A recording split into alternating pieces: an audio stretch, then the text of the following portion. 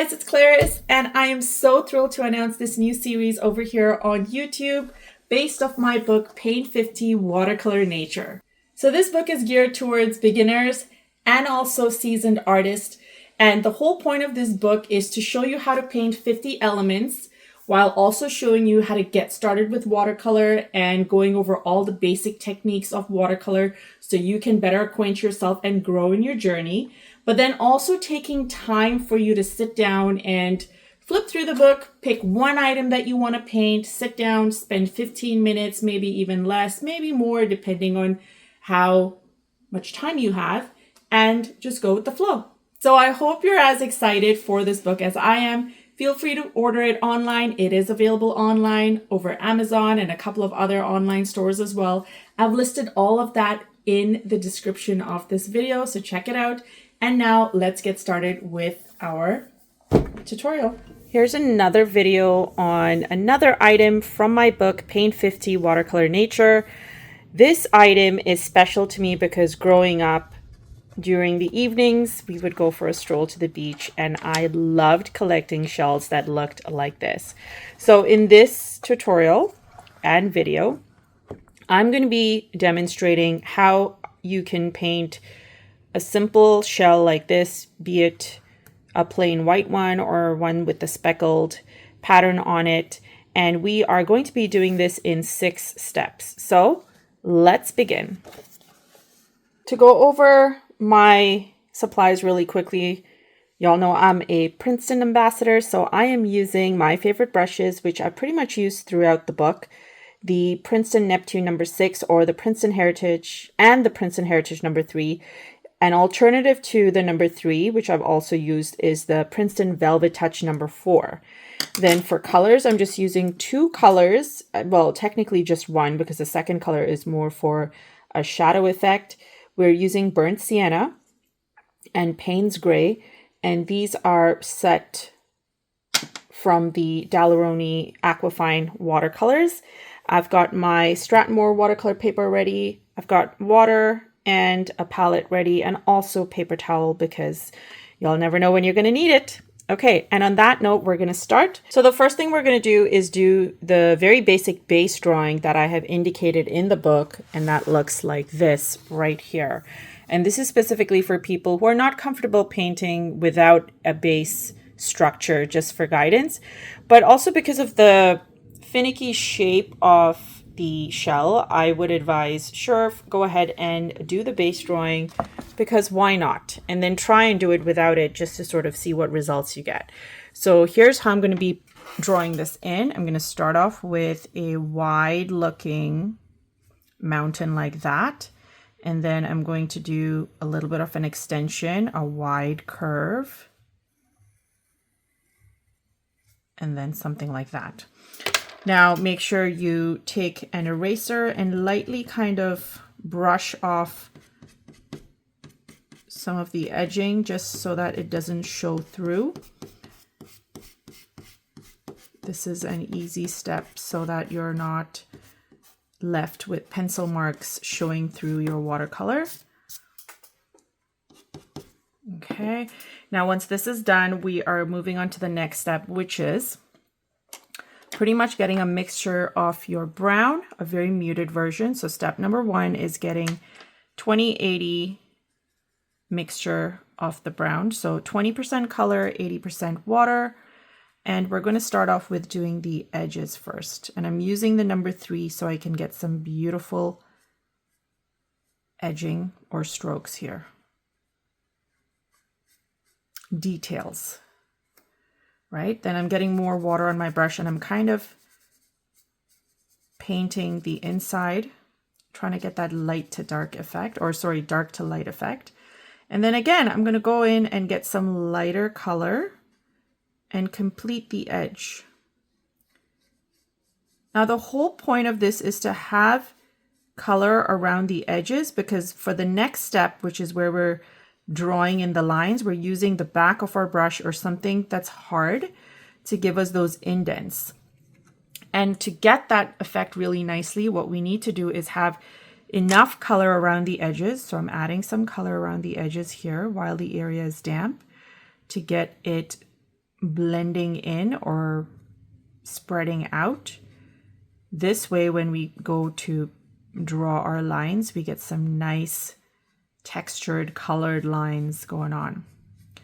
So this is the edging right now, getting color directly from the color cake, adding it around certain areas for a second time just to give a nice darker tone, especially at the top here, because we're going to be starting from the top and pulling the color down. So there we go, we have that. I'm then using the back of this brush right here, and I'm going to start from the top and I'm pulling down. And when I lift my hand off, like, time is of the essence because you need to do this while this area is wet and damp. This way you're pulling the color down and you're getting those nice lines in. I'm almost done and I'm going to show you exactly what this looks like. So this is what that looks like. I got a little bit of a smudge happening here, but look how beautiful that is. And it's all because you had color in key areas around the edges of your shell. I'm just using a clean wet brush to take off that little smudge, but I kind of like what's happening over there. So it worked out in my favor. Now, once again, if you wanted to go back in and just drop in more color at the top while it is still damp, just to get that nice depth-like effect, you can. I'm kind of doing that just to show you what is happening or what results I'm getting. You can even add some at the base of your shell, and I'm kind of giving it a little bit of a scallop edge. This is not something I've mentioned in the book, so you're getting a little bit of an extra suggestion, instruction,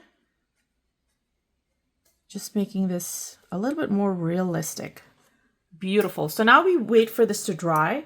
And once it is dried, we're going to go into adding our speckle dots.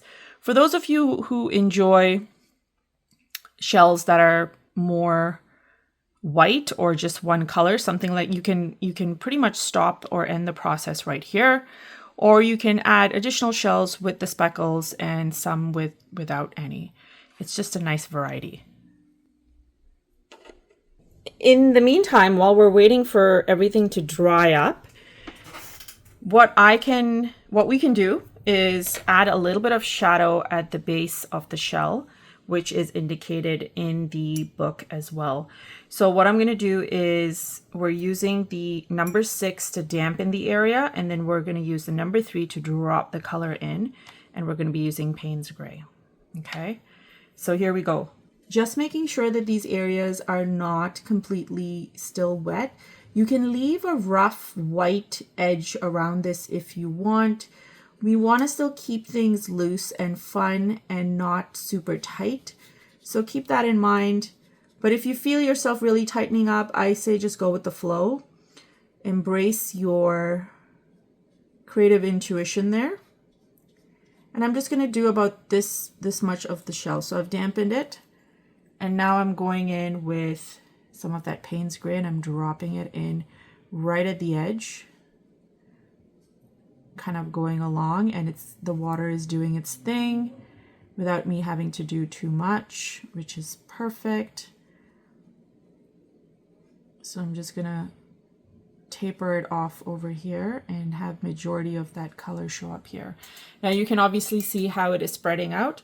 So I've washed off my brush, and with just water on it, so it's like a clean damp brush, I'm just kind of gonna do this to have it go around. And now we're going back in for some Payne's Gray, and then I'm just gonna drop. Okay, so when the area is damp, another tip, make sure you're getting color that is a higher potency, so that when you drop it into the water, you get a darker effect. Because if you're getting a muted mixture of more water, less color, and then you're dropping it in, you're not going to get the best results because it's pretty much adding water on water. and you want to get something more stark. Like this is really intense. So what I'm doing is washing off my brush. I like the intensity. I'm just taking my clean damp brush and I'm lightly smudging it around, pushing the color off to the edge, smudging, smudging, smudging. It's giving me the results I want. I love it. And then I'm just tapering off.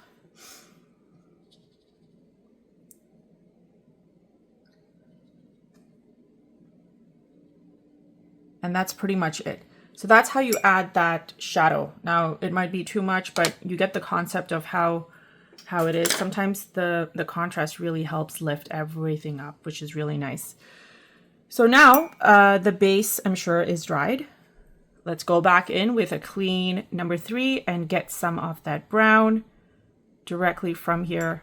And what I'm going to do is mix a little bit onto the side just to make sure it's not super potent and dark. And I'm going to start off with adding little strokes like this all around the shell. And you want it to be not really dots, spread out in the middle, tighter towards the edges so that it kind of gives you that perspective feel.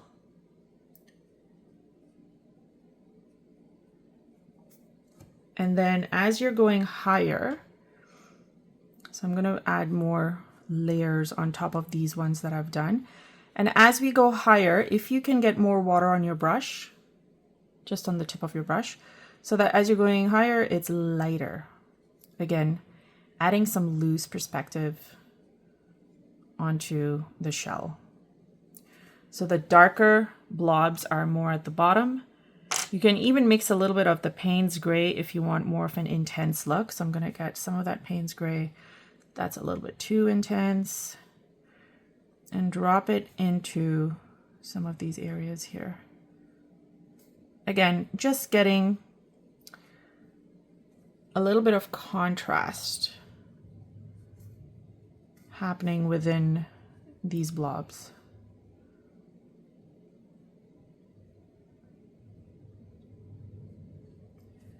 And that is pretty much it. So that's it. In 6 simple steps, you're able to get something like this. Now, again, like I mentioned, 6 simple steps in the book. This video is meant more as a reference, and I've kind of addressed a couple of other tips that you can do to enhance your shell. So I hope you found this helpful. I hope you found this fun, and don't forget to check out the new book if you are looking for some fun projects to finish that'll take a little bit of time daily and help you just get in some me time painting in. Thanks guys for watching, and we'll chat soon.